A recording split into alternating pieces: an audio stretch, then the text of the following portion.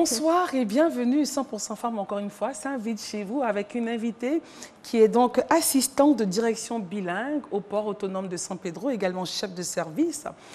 C'est une dame pleine de vie, une boule de feu qui met la joie partout où elle est, avec beaucoup de plaisir dans ce magnifique joli pagne jaune. Venez Madame Bogny. Voilà, et au travers vous, on embrasse toutes les secrétaires du port autonome de San Pedro. Merci. Merci Christelle. Merci beaucoup. Alors, on prend place. Ok. Voilà, alors, Madame Bogny me disait en antenne, on va aller pour le tu, c'est plus simple, c'est plus relax et tout. Nous, on veut tous savoir qu'est-ce qu'elle aime, qu'est-ce qu'elle n'aime pas, qu'est-ce qui l'énerve, qu'est-ce qui lui plaît, enfin bref. Commençons par le jour de la semaine qu'elle chérit le plus. Ben, c'est le samedi. Le repos. Le repos, oui. Alors, quelle est la chose qui a créé donc une grande joie dans ta vie? Alors, ce qui a créé une très grande joie dans ma vie, c'est la naissance de mon fils. Parce que je cherchais un garçon et je l'ai eu. Alors, quelle est ta principale qualité? Ben, j'aime le partage. Défaut? L'impatience.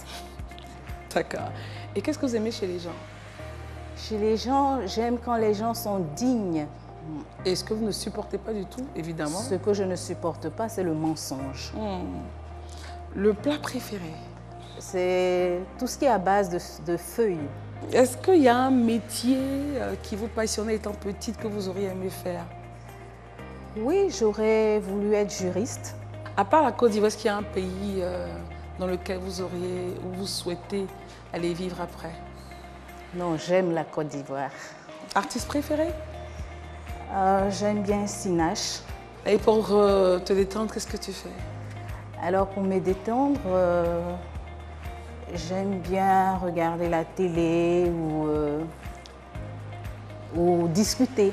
Alors, notre invité a pour jour préféré le samedi, sa plus grande joie, donc la naissance de son fils, sa plus grande qualité, le partage. Son défaut, c'est l'impatience. Elle aime les gens dignes. Elle n'aime pas le mensonge et son plat ou ses plats, c'est tout ce qui est à base de feuilles. Mettez des feuilles, là, vous allez la voir sourire. Elle aurait aimé faire du droit, voilà, juriste. Était donc son métier de rêve, on va le dire ainsi. Son pays de rêve, la Côte d'Ivoire. Ne demandez pas, n'envoyez pas un autre, s'il vous plaît. L'artiste préféré, c'est Snatch, donc cette artiste gospel nigériane. Et puis, pour se détendre, ben, c'est la causerie, c'est regarder la télé, s'affairer. Tu as entendu qu'il paraît que... Mais est-ce que c'est vrai? Parce que les gens aussi parlent. Venez, Madame Bogny. Venez, Madame Bogny. On va accueillir deux dames.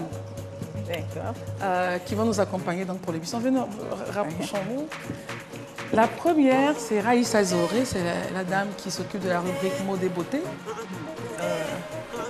Hello, Raï, you're beautiful, my lady. Madame Bogny. Voilà. Nice to meet you. Ah, il faut répondre. Comment Me too. Me too, c'est ça. Et puis, notre Madame Couple, qui nous donne des conseils, Stéphie Joyce, journaliste, presse écrite, mais également qui est chroniqueuse sur cette émission. Ça va, ma chérie?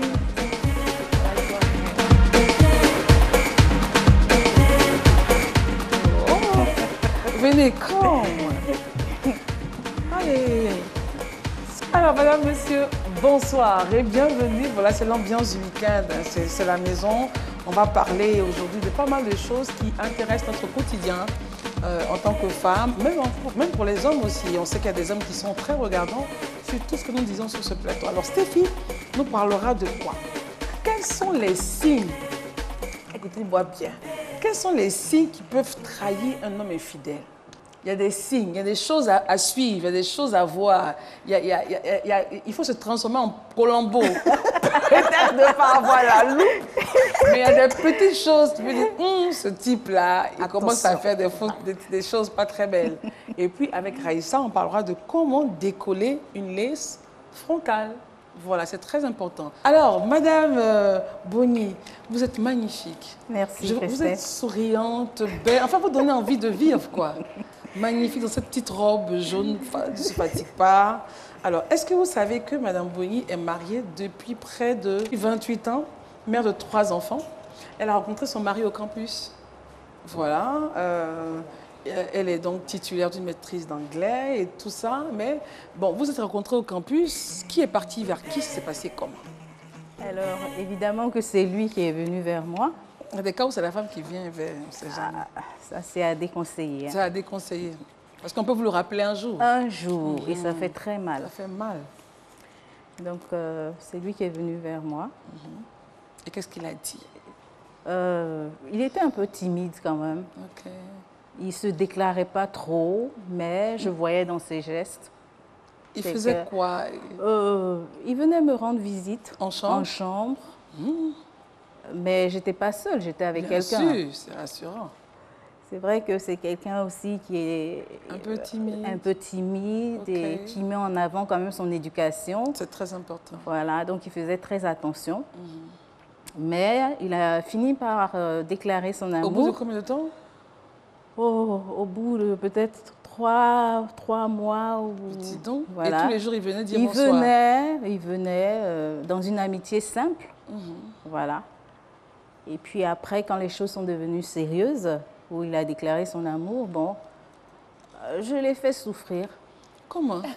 Je n'ai pas dit oui, bien qu'au fond, je voulais. Il y a un petit sentiment. Voilà, je voulais quand même... Et au bout de combien de temps tu as dit oui? Au bout quand même d'une année. Hein. J'ai dû partir en France et puis revenir parce que là-bas, j'ai été convaincue que c'était lui. Ok, et il a attendu? Il a attendu. Bon, il avait commencé une amitié, mais j'étais déterminée à le récupérer parce que je me suis rendu compte que c'était quelqu'un de bien. Et puis voilà, ça fait 28 ans que ça fait dure. 28 ans, oui. Avec 3 enfants, c'est magnifique. Oui. Alors, je sais que pour la préparation qu'on a eu à faire, tu as eu des moments difficiles. Quelles sont les qualités ou quelles sont les forces qu'il faut avoir quand on traverse une situation dans laquelle on semble être noyé? Oui, quand on traverse une situation difficile, d'abord il faut situer le contexte. Si c'est dans le cadre du foyer, il faut d'abord se remettre en cause, soi-même. Toujours? Toujours. Il faut savoir que la femme, en ce qui concerne le foyer, elle a une place secondaire et c'est l'homme qui est le chef.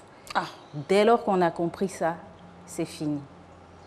C'est comme si on plaidait auprès d'un patron ou de quelqu'un qui est son supérieur hiérarchique quand il y a un problème. Mais le supérieur hiérarchique peut aussi demander pardon. Mais d'abord, il faut faire la démarche soi-même pour y aller. Donc l'humilité. Voilà, l'humilité, la compréhension et savoir sa position dans le foyer. Son rôle de femme. Son rôle de femme. D'accord. Voilà. C'est vrai que les textes nous disent qu'aujourd'hui, on est co-gérant, mais il faut savoir raison garder. Ce sont les textes. Oui.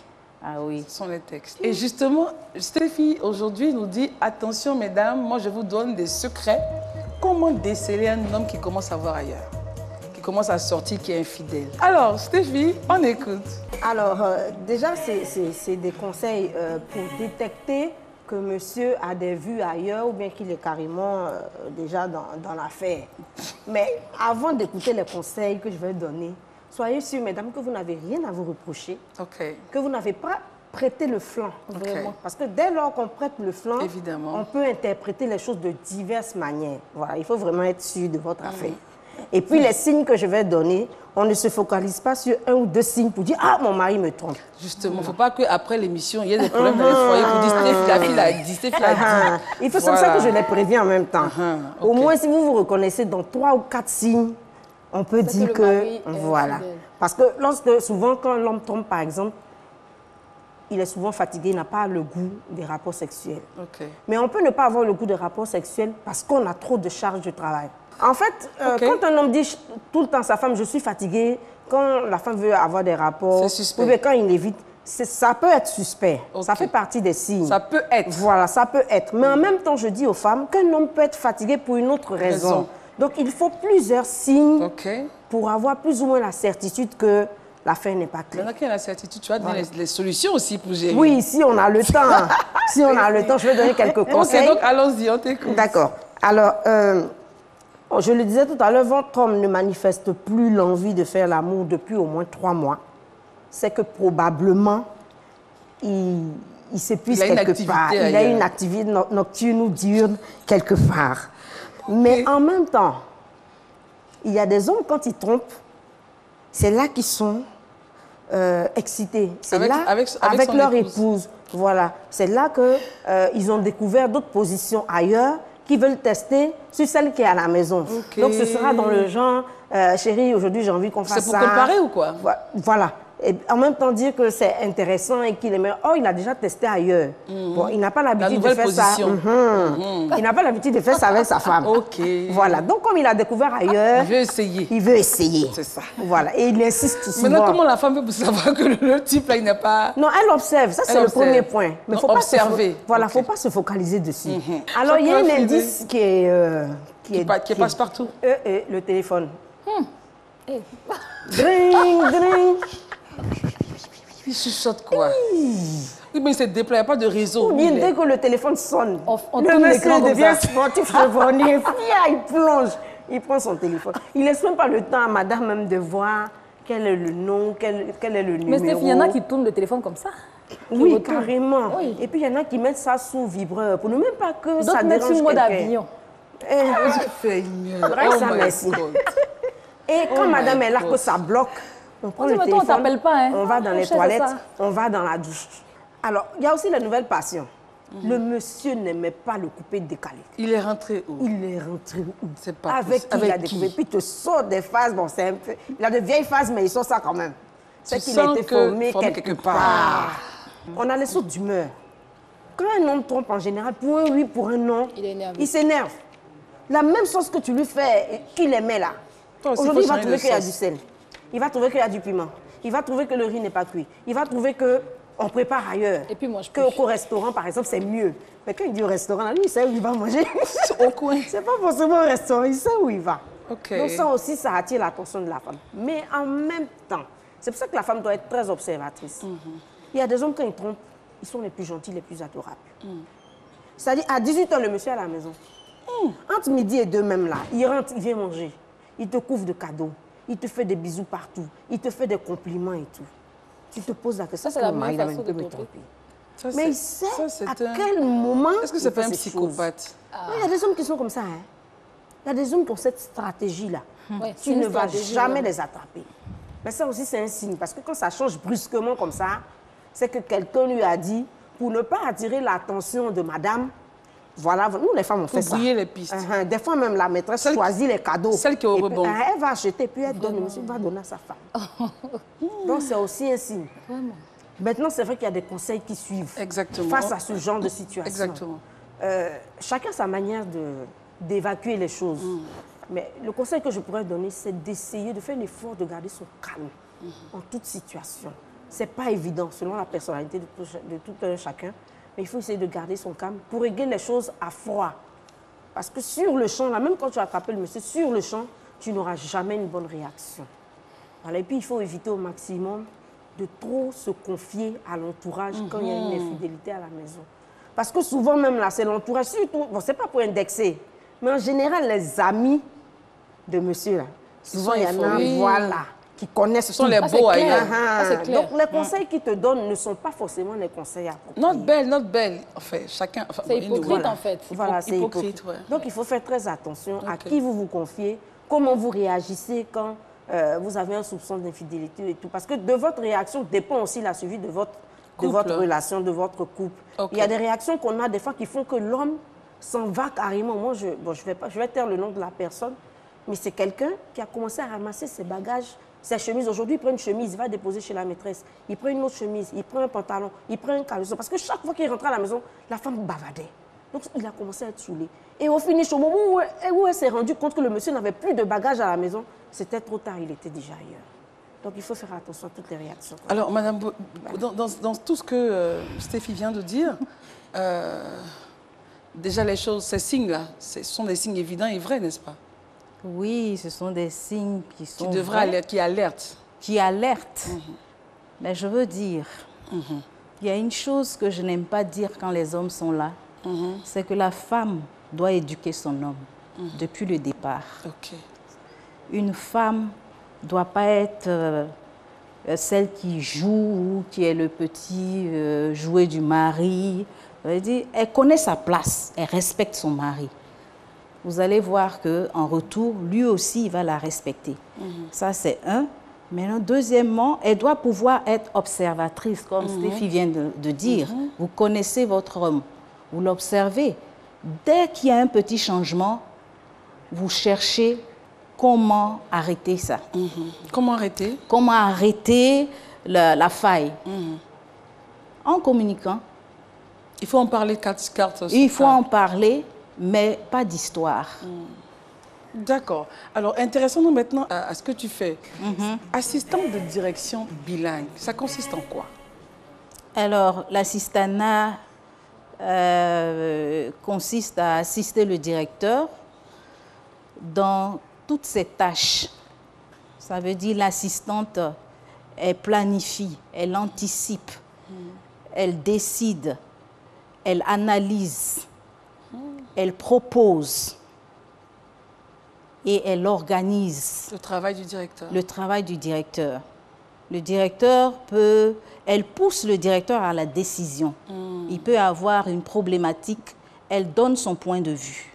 Monsieur, sur cet aspect, voici ce que je pense. Donc la capacité d'analyser et de proposer et de prendre des initiatives sans attendre que le patron vous dise fais ceci, fais cela. Vous anticipez. Et on voit bien donc la différence entre votre métier et la simple secrétaire. La simple secrétaire de direction qui, elle, est un peu craintive, elle attend des instructions. Alors que vous anticipez. Voilà, on anticipe. Et on peut même recevoir, quand le directeur n'est pas là, recevoir des partenaires. Et l'avantage d'être bilingue, c'est de pouvoir recevoir tout type de partenaires. Exactement. Et là, vous mettez en confiance ceux qui arrivent. Déjà, quand vous vous mettez sur le même niveau, de langue, ils sont déjà confiants. Voilà. Et donc, ils sont bien accueillis, il y a l'accueil, il y a la confiance et tout. Et le patron même si le patron n'est pas là, ils ont été bien accueillis. Et il est tranquille, en fait, il est tranquille. Voilà, il est tranquille, il est déchargé. Donc, voici un peu quelques caractéristiques d'une assistante de direction. Et aujourd'hui, vous êtes la présidente des secrétaires du port autonome de San Pedro. Vous faites du mentoring à ces jeunes-là qui commencent. Quel est le message, si on devait résumer votre coaching, quel est le message qu'on retiendrait? Alors, le coaching, c'est quoi? C'est de permettre aux jeunes secrétaires qui sortent de pratiquer un secrétariat d'excellence.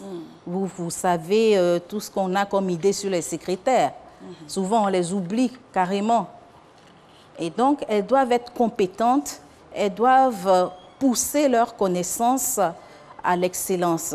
D'ailleurs, même, il faut, je pense, que des démarches sont en cours pour que la formation initiale du secrétaire ou de la secrétaire, parce qu'on peut avoir des hommes, puisse changer. Quand vous écoutez aujourd'hui les dames de la Ligue ivoirienne des secrétaires, vous écoutez Mme Alexis Gogua, vous voyez même qu'elle parle de sciences secrétariales, parce que la secrétaire va devenir une vraie collaboratrice du manager. Et ça a commencé déjà. Et ça a commencé déjà. L'assistante de direction. Vous allez voir, de la même façon qu'on ne parle plus de dactylographe, la secrétaire de direction va disparaître pour laisser place à l'assistanat. L'assistanat peut disparaître pour laisser place au management. Ça veut dire l'assistante peut avoir un autre nom. Donc ça évolue, c'est vraiment une science en fait. Voilà, c'est évolutif. D'accord. Voilà. Alors, c'est vrai que Mme Boni a de magnifiques nattes, mais on parlera avec Raïssa de lace. Comment décoller, ça vous dit? Vous avez déjà fait? Vous avez facilement décollé? Non, je n'ai jamais fait. Jamais fait, mais ça m'intéresse. Et donc, la question que je me posais justement, c'est comment décoller pour ne pas perdre ses cheveux. C'est ça, hein? Avoir les chili pellent entre nous. Comme on le dit en Côte d'Ivoire. Alors, Raïssa, on t'écoute. Alors, bonsoir, mesdames. Aujourd'hui, on va parler essentiellement de comment décoller sa laisse frontale. Les laisses frontales, on le sait, on peut les poser sans colle, mais on sait tous que poser avec la colle montre un peu plus de naturel à la laisse. Donc aujourd'hui, on va parler d'une petite astuce que moi-même j'utilise, que j'ai utilisée tout à l'heure même pour reposer cette perruque. Donc on a notre dissolvant, voilà. Et puis, voilà, c'est un dissolvant de n'importe quelle marque, voilà, que vous trouvez dans le commerce. Je veux dire, il faut que ça soit un dissolvant, voilà, n'importe quelle marque. La marque n'est pas importante. Et puis, vous avez besoin d'une compresse, voilà, que voici. Donc, je ne sais pas si je peux enlever pour qu'on puisse voir. Oui, ok. Voilà. Alors, c'est simple, hein. Vous imbibez le dissolvant, la compresse, pardon, du dissolvant. Et puis, vous faites comme ça, vous tapotez à chaque fois, comme ça. Sur la laisse? Oui, sur la devanture, vu que c'est la devanture seulement qui colle. Ça peut être aussi, dans l'autre cas, excusez-moi, une laisse 360. Donc, s'il fait le tour de la tête, donc généralement, on ne colle pas derrière. Mais si on colle derrière, ce que je déconseille fortement, vous allez utiliser également la compresse. Donc, en le faisant, vous allez constater que ça va salir le coton. Ce n'est pas la peine d'utiliser plusieurs compresses, non. Ce qui est le plus important, c'est d'imbiber fortement la compresse de dissolvant. Donc, vous passez à chaque fois. Vous répétez l'action, Vous allez voir que la colle va commencer à partir et ça va se décoller au fur et à mesure. Donc, quand c'est fait, vous prenez encore un peu de dissolvant, vous passez un peu comme ça sur les cheveux. Voilà, vous tapotez sur les cheveux comme ça. Et puis c'est bon. Après, vous pouvez enduire la devanture des cheveux d'huile d'olive. Voilà. Attendre peut-être même la nuit, passer la nuit avec... Bon, dans le cas échéant, s'il n'y a pas beaucoup de colle, parce qu'il y a des colles qui partent vite, mais il faut refuser qu'on vous mette de la colle forte, au risque de fragiliser la devanture de vos cheveux. Donc, quand vous le faites, vous prenez de l'huile d'olive, vous mettez la devanture des cheveux, vous allez vous coucher le matin. Vous prenez un tout petit peigne ou une brosse, en tout cas ce qui ne va pas vous faire mal, puis vous retirez au fur et à mesure. Voilà. Je préfère que vous le fassiez vous-même parce que des fois, quand on part au salon de coiffure, la dame n'est pas très soucieuse de la fragilité du cheveu déjà. Donc faites-le à la maison, vous-même. Et puis après, quand c'est bon, vous pouvez aller au salon. Il faut toujours laisser vos cheveux reposer. Déjà, quand on enlève la laisse frontale, on a les nattes qui sont là. On peut laisser même placer une perruque, c'est ce que j'ai fait tout à l'heure, reposer une autre perruque après. Le temps de laisser les cheveux se remettre, parce que c'est quand même un choc qu'on le dise. La colle, ça choque un peu la devanture, ça fragilise la devanture des cheveux. Donc après, moi, je préconise toujours, au lieu de finir et aller vous tresser automatiquement à la vitesse de la lumière, non, ça va fragiliser vos cheveux. Vous pouvez finir, attendre 2-3 jours et puis faire des soins. C'est-à-dire un bain d'huile, je recommande un masque pour les cheveux, pour que les cheveux puissent respirer. Et puis ensuite, faites ce que vous voulez après. Voilà. Merci Raïssa. Alors, Madame Boni, dans le métier, il faut se lever tôt et rentrer tard. Et comment est-ce qu'on arrive à ce moment-là à gérer la maison? Parce que souvent, le patron peut rester là jusqu'à 20h, 21h, 22h.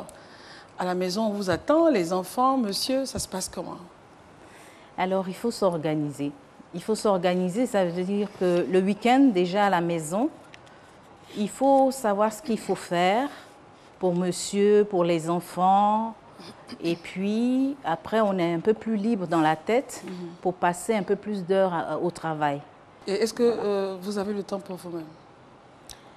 Pas beaucoup de temps. Pas beaucoup de temps.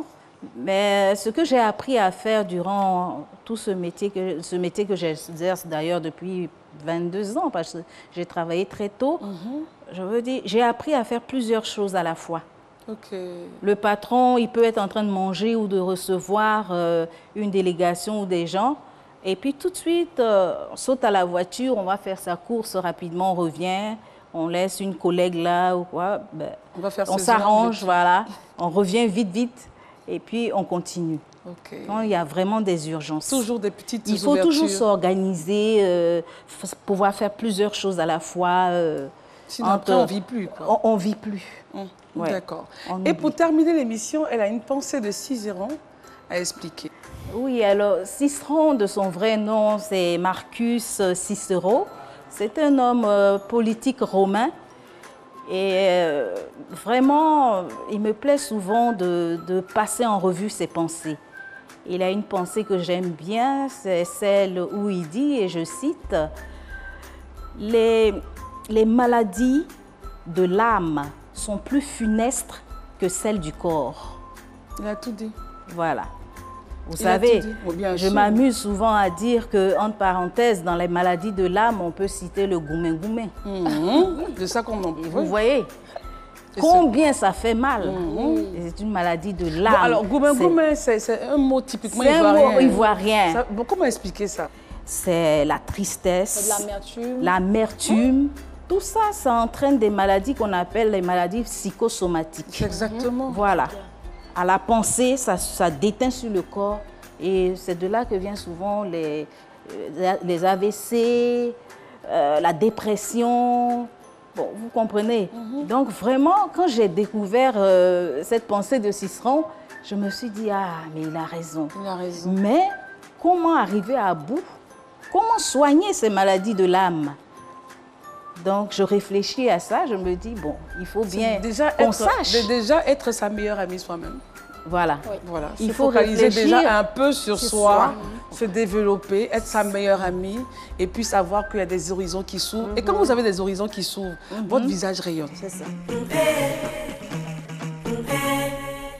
Mais en tout cas, merci d'être venu. Merci à Spiral. Merci à toute la team. On se retrouvera lundi pour une autre émission de 100% Femmes. D'ici là, Facebook, Instagram, Twitter. Gros bisous. Bye bye. Merci. Bye bye.